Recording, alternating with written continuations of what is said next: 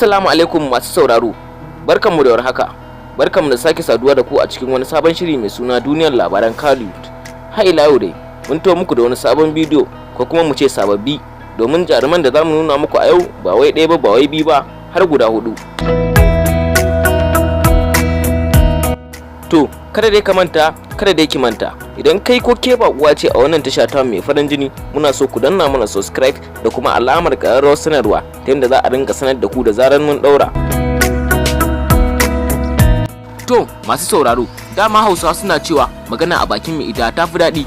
Ita dama Maryam Yahaya ta fito shafin da na TikTok ta yi wani bidiyo akan masu yi mata comment da zayi, wani kuma ya faɗa mata magana.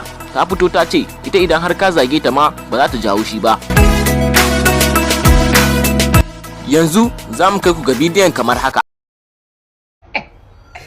Assalamu alaikum maza da mata, masoya, makiya, magauta, mahassada.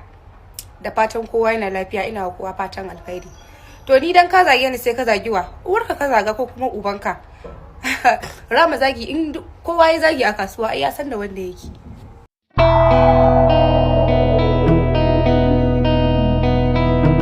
To masu sauraro, kun ji abin da jaruma Maryam Yahaya ta faɗa.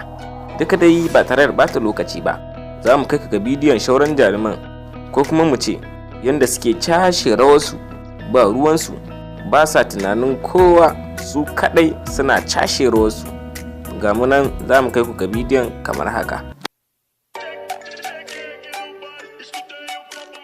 MC on the mix. Tito.